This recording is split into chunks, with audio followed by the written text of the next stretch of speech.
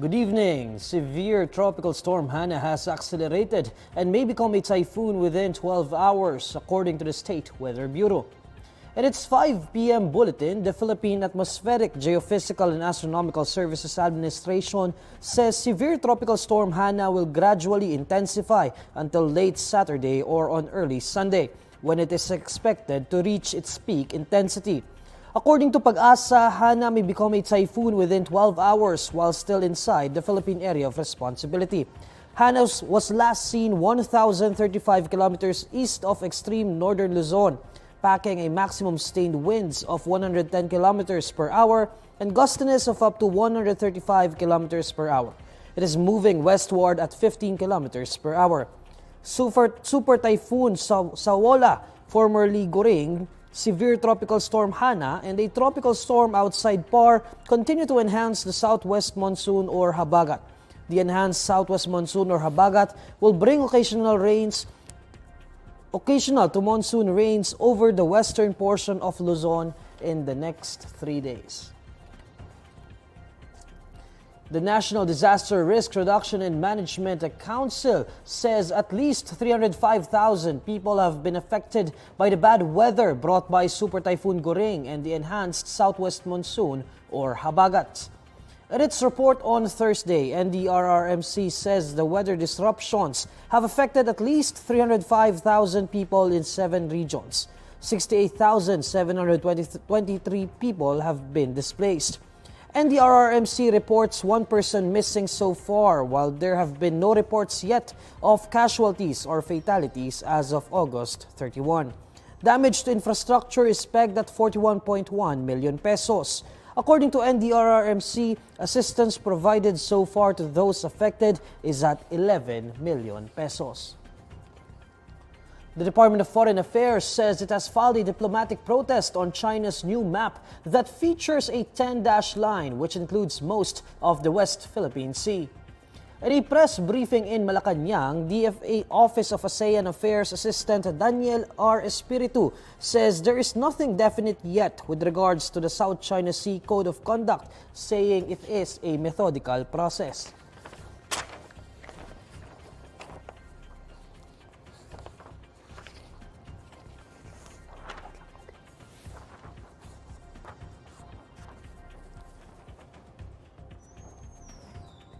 In a press briefing in Malacanang, DFA Office of ASEAN Affairs Assistant Secretary Daniel R. Espiritu says the agency has already protested but did not elaborate on when it was filed or to which body.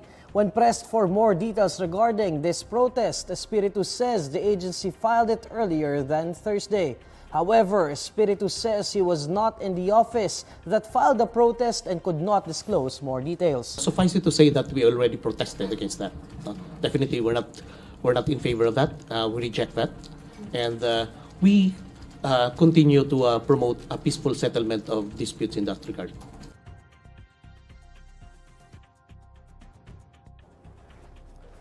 An official from the Department of Foreign Affairs says discussion on the South China Sea Code of Conduct will continue, but it will take time.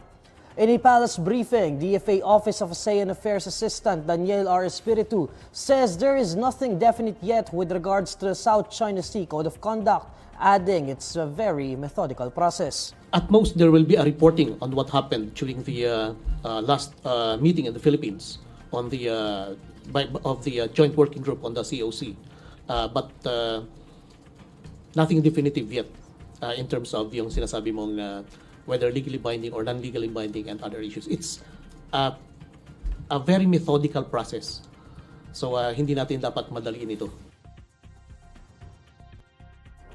Espiritu explains that differing national interests could hinder the Code of Conduct on the South China Sea. The Code of Conduct had been a long discussion between ASEAN leaders.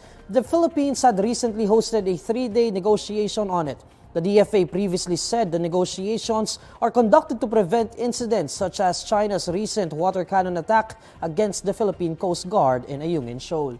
Definitely, yung mga national interest natin medyo nagkakaiba, no? But at this point, I cannot exactly say that to you kung ano to mga ito, no? So, since there are several countries involved here and nandiyan din yung ASEAN, we'll have to come up with a compromise on every step of the way. It's been happening for already a long time. So I think it will take a little bit longer para matapos ito.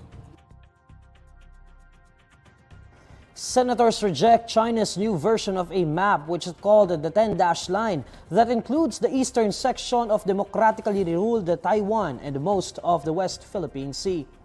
In a statement, Deputy Minority Leader and Senator Risa Ontiveros dismisses China's effort as a desperate attempt to push its schemes. She adds that China is a master manipulator willing to bend the truth for their own gain at the expense of countries like ours. Senator Chiza Escudero says China's updated map has no weight nor standing in international law, adding it doesn't infringe the 2016 arbitral ruling. Senate Minority Leader Senator Coco Pimentel, meanwhile, asserts the Philippines is not under any obligation to recognize the territorial claims of other countries, saying it's important to concentrate on the extent of the country's territorial claims as well as maritime zones. Beijing's Ministry of Natural Resources released on August 28 its new 10-dash line map, which used to be a 9-dash line, according to the China Daily. President Bongbong Marcos is set to leave the country to attend the 43rd Association of Southeast Asian Nations Summit in Jakarta. Department of Foreign Affairs Assistant Secretary Daniel Espiritu says the president will fly to Indonesia on September 4 and should return to the Philippines on September 7. The 43rd ASEAN Summit is slated from September 5 to 7. According to Espiritu, next week's ASEAN Summit is a follow-up on the meetings held last May. The DFA official says ASEAN leaders are anticipated to produce more than 90 target documents in the September meetings, tackling issues like food security, protection of migrant workers, digital economy, and climate change. This is Marcos's third trip to Indonesia next week since taking on the presidency in June 2022. National Capital Region Police Office Chief Brigadier General Jose Melencio Nartates Jr. admits there were lapses in the police's investigation of the road rage incident in Quezon City, where a dismissed police officer brandished his gun at a cyclist. In a television interview, Nartates says dismissed cop Wilfredo Gonzalez should have been arrested by police if the investigation was done properly. He says there were lapses in the way the police handled the investigation right after the August 8 incident, when the involved individuals were brought to the concerned police station. Nartates slams the Quezon City Police District's move to allow Gonzalez to conduct a press conference, adding that QCPD Chief Brigadier General Nicolas Torre III should have ordered the arrest of Gonzalez. According to Nartates, he has already created an investigation team to probe the possible blunders committed during the investigation from August 8, the day of the incident, until August 27. Meanwhile, Gonzalez is currently facing a complaint of alarm and scandal, while the Philippine National Police said they plan to file more cases against the dismissed policeman. Alamin naman natin ang mainit na balita sa mundo ng showbiz. Narito ang report ni Pauline Del Rosario. Nagsampa ng kontrademanda ang kapamilya young star na si Aura Briguela laban kay Mark Christian Ravana. Ang mga inihain niya, mga paglabag sa Safe Spaces Act at anti-wiretapping law, pati na rin slight physical injury. Ayon sa kampo ni Aura, isa sa mga ebidensya nila ay ang mga video na ipinost ng grupo ni Mark kung saan kinunan si Aura habang nakakulong sa presinto. Matatanda ang hinuli si Aura noong Hunyo dahil sa rambulang naganap sa poblasyon Makati. Dahil dyan, nahaharap siya sa mga patong-patong na kaso, kabilang na ang physical injuries, alarm and scandal, disobedience to authority at direct assault. At speaking of walang atrasan, palaban na sumabak sa military training ang TV host actress na si Ann Curtis. Sa Instagram, ibinandera ni Ann ang ilang pictures ng kanyang training kasama ang ilang sundalo ng Armed Forces of the Philippines. Kwento pa ng actress, nagstay talaga siya sa military camp ng ilang araw para personal na masaksihan ang matinding training ng mga sundalong Pinoy.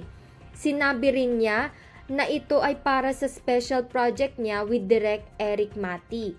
Ito rin daw ang dahilan kung bakit 2 linggo na siyang absent sa noontime show na It's Showtime. Ito po si Pauline Del Rosario at yan ang bandera chika natin for today. Here's the latest roundup of today's top stories. Pag-asa says severe tropical storm Hanna may become a typhoon within the next 12 hours. Department of Foreign Affairs files diplomatic protest on China's new map featuring a 10-dash line which includes most of the West Philippine Sea.